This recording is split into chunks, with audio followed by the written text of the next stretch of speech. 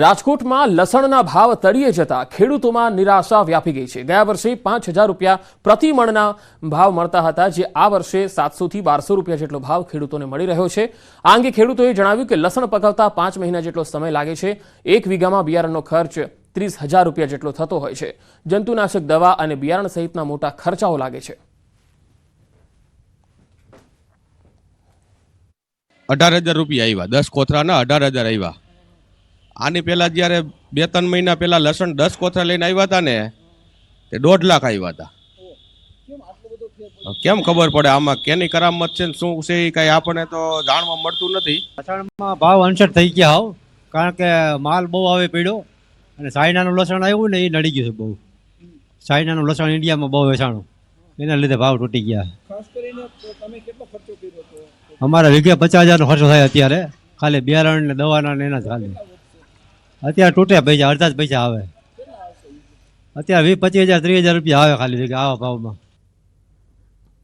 મોરબીમાં હડકાયા શ્વાનનો આતંક સામે આવ્યો। હડકાયા શ્વાને બાઇક સવારને બચકું ભરી લીધું। નવલખી રોડ પર રામ ઓર શ્યામ સોસાયટીની આ ઘટના છે।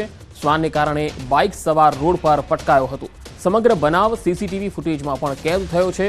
હડકાયા શ્વાનના આતંકથી સ્થાનિક લોકોમાં ફફડાટ વ્યાપી ગયો છે। તસવીરોમાં જોઈ શકાય છે હડકાયા શ્વાને બાઇક સવારને બચકું ભર્યું હતું અને બાઇક સવાર નીચે પટકાયો હતો અને ત્યારબાદ આ જે શ્વાન છે તેની ઉપર ફરી વળ્યો હતો। જોકે આસપાસના કેટલાક લોકોની નજર ગઈ અને તેમણે આ શ્વાનને ભગાડવાનો પ્રયત્ન કર્યો હતો। આ તસવીરોમાં તમે જોઈ શકો છો કઈ રીતે આ શ્વાન બાઇક સવાર પર કરડવા માટે જે છે એ દોડે છે। શ્વાનના આતંકથી છુટકારો ક્યારે મળશે? કારણ કે આવા અનેક વિસ્તારો છે, માત્ર મોરબી નહીં, અનેક એવા જિલ્લાઓ છે કે જ્યાં આ પ્રકારના શ્વાનો જે છે એ લોકોના પર હુમલા કરે છે, બચકા ભરે છે અને લોકો ઘણી વખત જીવ પણ ગુમાવે છે। નવલખી રોડનો આ બનાવ છે, જ્યાં સોસાયટી પાસેથી પસાર થઈ રહેલા એક બાઇક ચાલક પર આ શ્વાન ફરી વળ્યો હતો, શ્વાને હુમલો કર્યો હતો અને આ બાઇક ચાલક છે એ નીચે પટકાયો હતો। તમે તસવીરોમાં જોઈ શકો છો કે આ બાઇક ચાલક છે એનો જીવ જતા જતા રહી ગયો। જો કે આ શ્વાને તેના પગ પર બચકું ભર્યું હતું। સામે એક ઘર આગળ એક વ્યક્તિ હતો જેણે તેને બચાવ્યો। વધુ માહિતી સાથે સંવાદદાતા મોરબીથી અતુલ જોશી જોડાયા છે। અતુલ, મોરબીમાં શ્વાન કરડવાના અત્યાર સુધીમાં કેટલા બનાવ બન્યા છે અને આ બનાવને લઈને શું વધુ વિગત છે? જી પંકજ, મોરબી વિસ્તારમાં હડકાયા કૂતરાના જે શ્વાન છે તેનો આતંક વધી રહ્યો છે, જેને લઈને ભૂતકાળમાં પણ એક સાથે 27 થી વધુ લોકોને શ્વાને બચકા ભર્યાના બનાવો સામે આવ્યો છે। ત્યારે આજે ફરી મોરબીના નવલખી રોડ પર આવેલ છે રામ ઓર શ્યામ સોસાયટીમાં એક હડકાયું શ્વાન છે તેને બાઇક સવારને બચકું ભર્યું હતું, જેને લઈને બાઇક સવાર છે તે રોડ પર પટકાયો હતો અને તેઓને સામાન્ય ઈજા થતા મોરબી સિવિલ હોસ્પિટલે ખસેડવામાં આવ્યો છે અને ઘટનાના સીસીટીવી ફૂટેજ પણ સામે આવ્યા છે। શ્વાને બચકા ભરતાની સાથે જ સ્થાનિકો અને બાળકોમાં પણ ફફડાટ જોવા મળી રહ્યો છે। જી અતુલ, આભાર માહિતી આપવા માટે।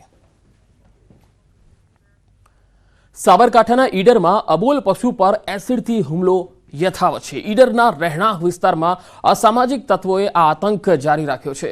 નંદી પર એસિડ એટેકને લઈ જીવદયા પ્રેમીઓમાં ખૂબ જ રોષની લાગણી છે। ભગીરથ જીવદયા ટીમ અહીંયા સ્થળ પર આવી પહોંચી હતી અને નંદીની સારવાર કરવામાં આવી। આ નંદી પર અવારનવાર એસિડ એટેકના બનાવો બની રહ્યા છે, જેથી સ્થાનિક તંત્ર પણ ભેદી મૌન સેવી રહ્યું છે। અબોલ પશુ પર એસિડ નાખતા પશુને ગંભીર ઇજાઓ થઈ। જીવદયા પ્રેમીઓ દ્વારા પ્રાથમિક સારવાર આપ્યા બાદ પશુને પશુ દવાખાના ખાતે ખસેડવામાં આવ્યું।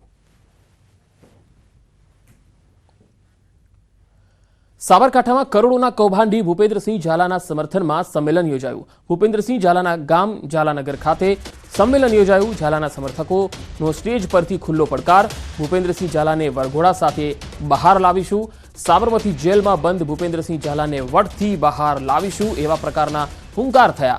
ભૂપેન્દ્રસિંહ ઝાલાના વતન ખાતે સંમેલનને લઈ પોલીસ તંત્ર પણ અજાણ રહ્યું।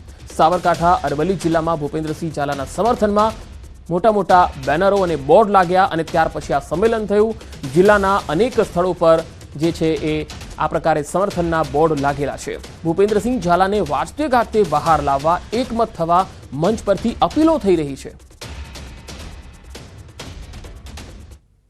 કોઈ બેઠો હોય ને આમાંથી આમ આગળ પાછળ કે આમથી જે ભડાકા કરવા હોય ને કરી લેજો, બાકી ભૂપેન્દ્રસિંહને વટથી છોડાઈશું।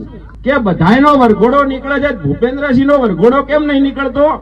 અલ્યા તમને બતાવીશું, ભૂપેન્દ્રસિંહ જે દાડ છૂટશે ને એ દાડ અહીંયાથી ઘોડા ઉપર લાવીશું અને વરઘોડો એને કહેવાય। તમે શું અમારા વરઘોડા કાઢતા?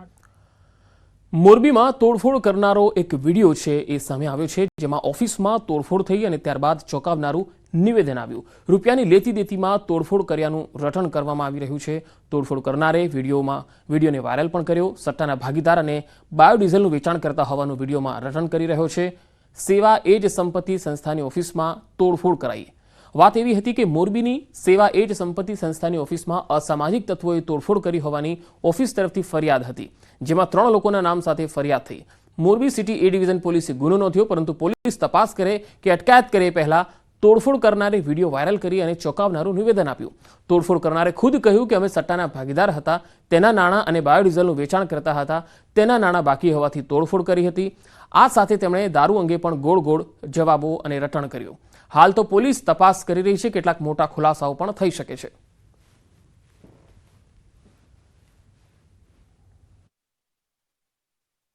અજયભાઈ લોરિયા મારા ભાગીદાર હતા સટ્ટામાં, 50%ના મેચના સટ્ટામાં, અને અમે 3 જણા ભાગીદાર હતા. ત્રીજા વ્યક્તિનું નામ નથી આપવું. એ વ્યક્તિને આને 27 લાખ રૂપિયા નથી આપ્યા અને મને 14 લાખ રૂપિયા નથી આપ્યા.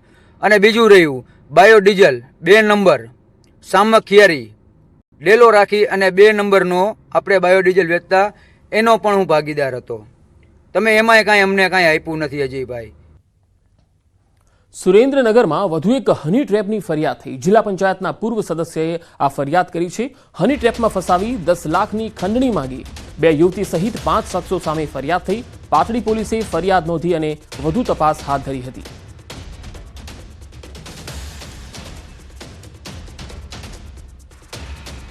પોરબંદરમાં વધુ એક હત્યાથી ચકચાર મચી ગઈ છે.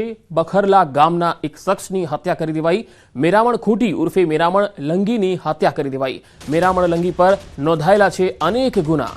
હત્યા કોણે અને કયા કારણોસર કરી તેની પોલીસ તપાસ કરી રહી છે. મૃતદેહને પોસ્ટમોર્ટમ માટે ભાવસીજી હોસ્પિટલ ખાતે લાવવામાં આવ્યો.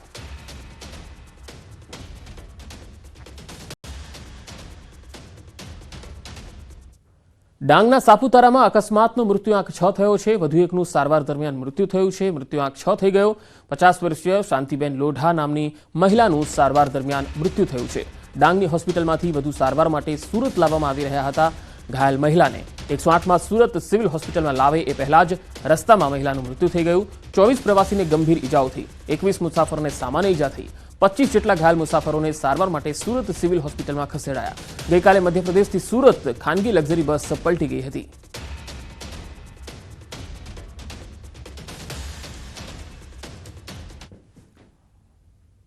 અને હવે વાત સ્થાનિક સ્વરાજ્યની ચૂંટણીની.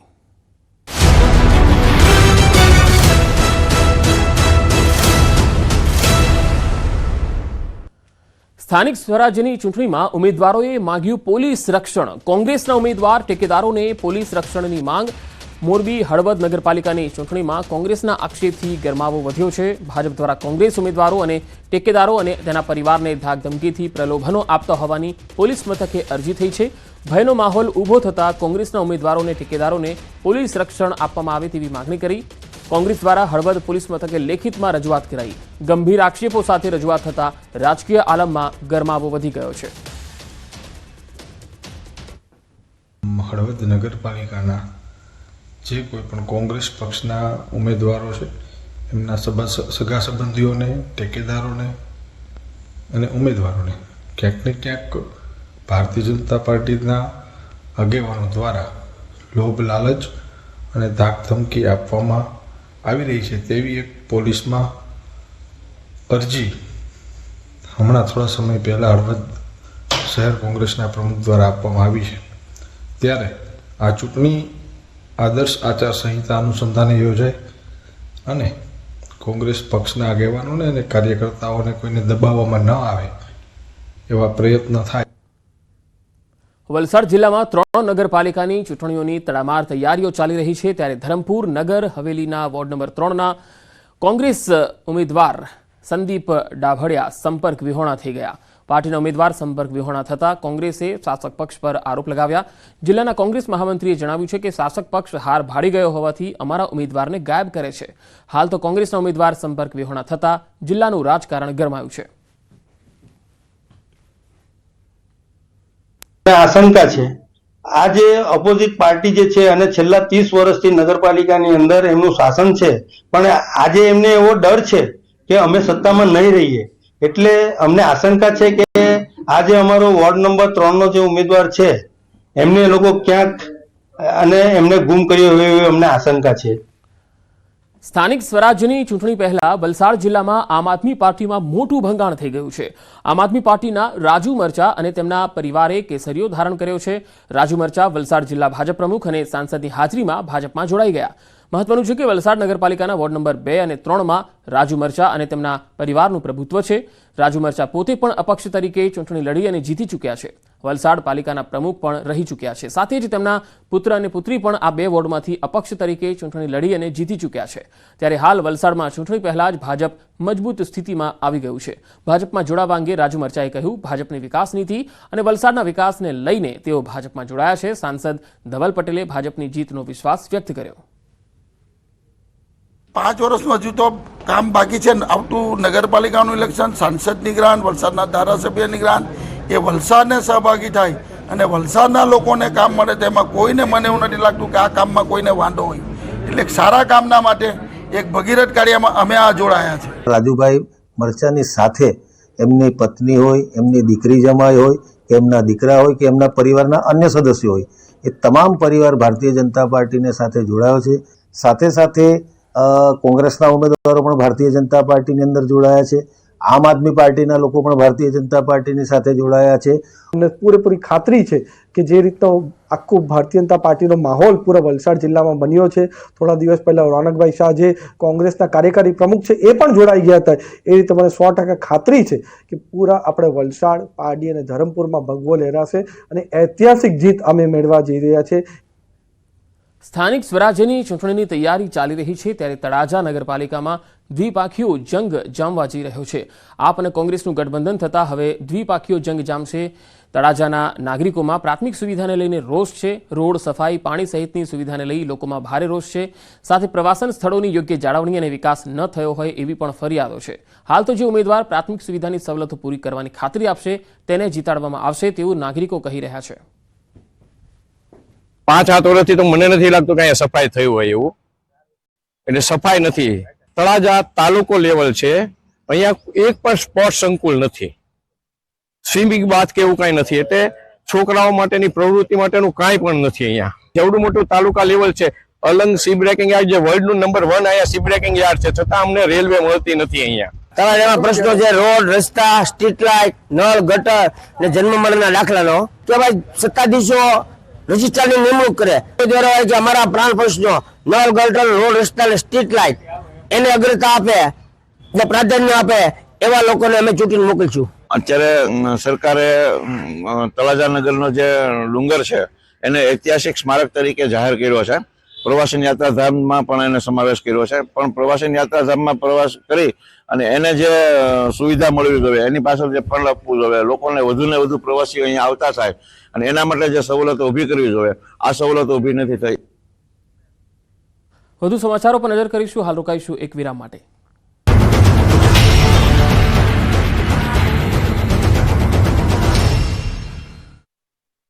મોટો થઈને ધોરાજીમાં ચૂંટણી પહેલા કોંગ્રેસને મોટો ઝટકો લાગ્યો. ધોરાજી નગરપાલિકાની ચૂંટણીમાં પહેલા સ્થાનિક આગેવાનો કોંગ્રેસનો સાથ છોડ્યો અને આપમાં જોડાયા. ધોરાજી કોંગ્રેસ પૂર્વ કોર્પોરેટરના પતિ ધર્મેશ રાજ્યગુરુ ધોરાજી શહેર ઉપપ્રમુખ, ધોરાજી યુથ વિંગ શહેર પ્રમુખ પક્ષ છોડી આમ આદમી પાર્ટીમાં જોડાયા. પક્ષ પલટો કરતા કોંગી આગેવાનોએ કહ્યું કે કોંગ્રેસે ચૂંટણીમાં અવગણના કરતા અમે આપમાં જોડાયા છીએ. આ તરફ ખેડા જિલ્લાની 5 નગરપાલિકાની ચૂંટણીમાં ડાકોર નગરપાલિકામાં ભાજપ પ્રથમ બેઠક બિનહરીફ બની શકે છે. ડાકોર નગરપાલિકાની વોર્ડ નંબર 7ની બક્ષીપંચ સામાન્ય બેઠક ઉપર એક જ ફોર્મ ભરાયું છે. એક જ ઉમેદવાર રહેતા ભાજપના ફાળે આવી શકે પ્રથમ બેઠક. ભાજપના ઉમેદવાર પ્રતિશ દેસાઈ બિનહરીફ થઈ શકે. આ સાથે ડાકોરની અન્ય 28 પૈકી કેટલીક બેઠકો હજુ થઈ શકે છે બિનહરીફ. જૂનાગઢ મહાનગરપાલિકાની ચૂંટણીને લઈ રાજકીય પક્ષોમાં તૈયારીઓનો ધમધમાટ છે, ત્યારે ભાજપે વિજય વિશ્વાસ સભાનું આયોજન કર્યું. જોકે આ સભામાં સાંસદ રાજેશ ચુડાસમા અને પૂર્વ સ્ટેન્ડિંગ ચેરમેન હરેશ પરસાણાના નિવેદનમાં વિરોધાભાસ જોવા મળ્યો, જેનો વિડીયો વાયરલ થયો. સાંસદ ચુડાસમાએ કહ્યું કે છેલ્લા 5 વર્ષમાં ખરા ન ઉતર્યા હોય તો આગામી સમયમાં આવી ભૂલ નહીં થાય. તો બીજી તરફ હરેશ પલસાણાએ ટકોર કરી કે સોશિયલ મીડિયામાં ભાજપનું કામ નીચું દેખાડવામાં આવે ત્યારે કાર્યકરોએ આ બાબતે લોકોને સાચી હકીકત બતાવવાની ફરજ છે. છોટાઉદેપુરની આ પ્રસૂતાની પીડાને શબ્દો આપવા શક્ય નથી, કારણ કે કપરી પીડા સહન કર્યા પછી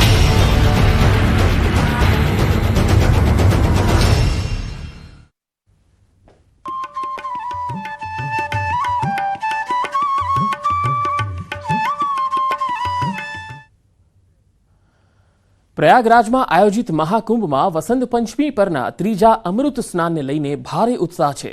ત્રીજા અમૃત સ્નાન માટે મોડી રાતથી નાગા સાધુ, સંતો અને શ્રદ્ધાળુઓનો જમાવડો છે. આ માટે સૌથી પહેલા નાગા સાધુ, પછી મહાનિર્માણી અને નિરંજની અખાડા સંગમ પર આસ્થાની ડૂબકી लगावશે. महात्मा जी, आप क्या कहना चाहेंगे? पिछला जो शाही स्नान था, पिछला जो अमृत स्नान था, वो उस तरीके से नहीं हो पाया था, बहुत लेट शुरू हुआ था. ये वाले स्नान को लेकर आप क्या विचार है आपके? इस स्नान में सरकार को मैं बहुत बहुत बधाई देता हूँ और भक्तों की भक्ति के कारण, चूंकि एक योगी मुख्यमंत्री है, इसलिए पिछली बार बहुत सहृदयता पूर्वक जब छूट मिली तो समाज बहुत बड़ी संख्या में आ गया था, इसलिए वो व्यवस्था हुई थी. आज शासन मुस्तैद है, तैयार है, पहले से तैयार है, इसलिए ये अमृत स्नान अपने आप में अनूठा है. और हम भी चाहते हैं कि हमारे किसी भगत का फिर नुकसान ना हो, इसके लिए मुख्यमंत्री भी संवेदनशील हैं, पूरी व्यवस्था इस संवेदना से लगी हुई है. और हम भाग्यशाली हैं कि हम भारत में पैदा हुए हैं, हम भाग्यशाली हैं कि हमें योगी जैसा मुख्यमंत्री मिला है, हम भाग्यशाली हैं कि आजाद भारत में कोई प्रधानमंत्री मिला है जो हमारी गंगा को प्रणाम करता है. हमारे तो प्रयागराजમાં મોટી સંખ્યામાં હાલ ભક્તો તો આવી જ રહ્યા છે. અલગ અલગ અખાડાના સંતો મહંતો પણ આવી રહ્યા છે. તો ઓરેશન 11 ચલાવીને ક્રાઉડ મેનેજમેન્ટ સ્પેશિયલ પ્લાનથી વ્યવસ્થા કરાઈ છે. મુખ્યમંત્રી યોગીના નિર્દેશ પર આ યોજના બનાવાઈ છે અને શ્રદ્ધાળુઓની સુરક્ષા માટે વન વે રૂટ તૈયાર કરાયો છે. ત્રિવેણી સંગમ પર સૌથી વધુ ધસારાને રોકવા વધુ પોલીસ બંદોબસ્ત પણ ગોઠવાયો છે. મહાકુંભ મેળાના પ્રશાસને પોન્ટૂન બ્રિજની કામગીરી અંગે માહિતી જાહેર કરી. સંગમથી ઝુંસી પહોંચવા માટે પોન્ટૂન પુલ 2, 4, 8, 11, 13, 15, 17, 20, 22, 23 અને 25 ખોલી દેવામાં આવ્યા હતા. 16, 18, 21 અને 24 નંબરના પોન્ટૂન પુલ છે તેને ઝુંસીથી સંગમ પહોંચવા માટે ખોલવામાં આવ્યા હતા.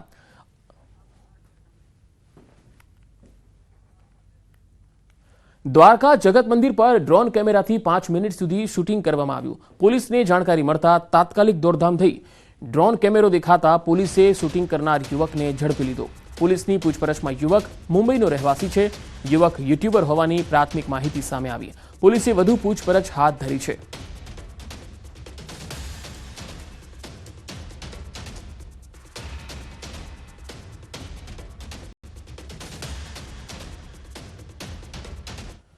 નવસારીના મરોલી 4 રસ્તા પાસે અકસ્માત થયો. આઈસર ટેમ્પો બેકાબુ બની જતા દુકાનમાં અથડાયો. દુકાન સાથે મોબાઈલ ફૂડ વાનને પણ નુકસાન થયું. અકસ્માતમાં કેટલાકને ઈજા થતા 108 દ્વારા સારવારથી ખસેડવામાં આવ્યા. આઈસર ટેમ્પોએ દુકાનમાં ટેમ્પો અથડાવતા દુકાનમાં નુકસાન થયું હતું. અકસ્માતને લઈને મરોલી પોલીસ પણ દોડતી થઈ હતી.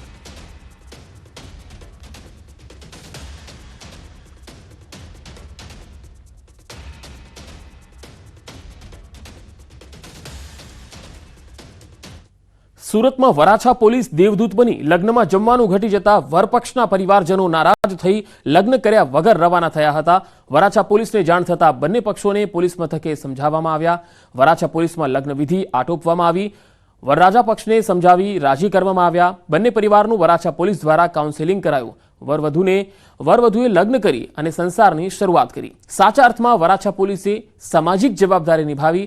વરરાજા રાહુલ મહંતો અને અંજલિ કુમારી મિન્ટુ સિંહના લગ્ન વરાછા પોલીસ મથકમાં પૂરા થયા. વરવધુમાં ગાજતે વાજતે હાર ટોળા કરાવી અને લગ્નવિધિ પૂરી કરવામાં આવી. બંને પક્ષોને લગ્નવિધિ કરાવી અને વિદાય અપાઈ.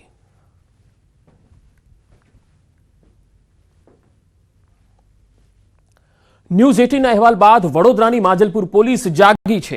માજલપુર પોલીસે વૃદ્ધાનું નિવેદન લીધું. ન્યૂઝ 18ના અહેવાલ બાદ વૃદ્ધાની વ્યથાને વાચા મળી. ફરિયાદ માટે વૃદ્ધા કલાકો સુધી મદદની આશાએ બેઠેલા વૃદ્ધાની પોલીસે વ્યથા પણ નહોતી સાંભળી. વડોદરાના માજલપુર પોલીસ સ્ટેશને વ્યથા કહેવા ગયેલા એક વૃદ્ધાને કડવો અનુભવ થયો હતો. કલાકો સુધી મદદની આશાએ બેઠેલી વૃદ્ધાને મદદ ન મળી અને વિલા મોઢે પાછા ફરવું પડ્યું હતું. વૃદ્ધ મહિલાને કલાકો સુધી બેસાડી રાખ્યા બાદ પોલીસે વ્યવસ્થા નહોતી સાંભળી અને તેની વ્યથા પણ નહોતી સાંભળી.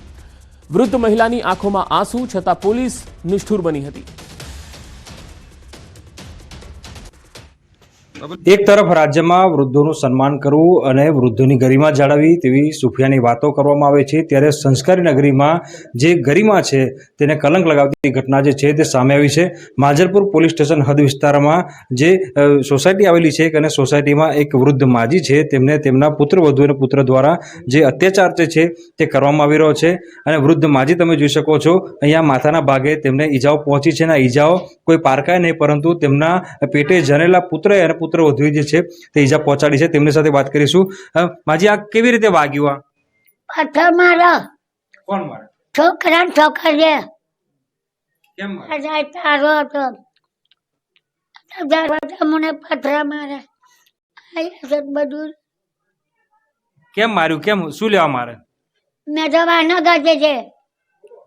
મેં કીધું મારા સંડાસ મેં જાઉં પાણી છે સંડાસ વગર નાખે પેપા ન બોલતી છે. સંડાસ મેં નહીં જવા દેતો, નહીં ખાવા દેતો.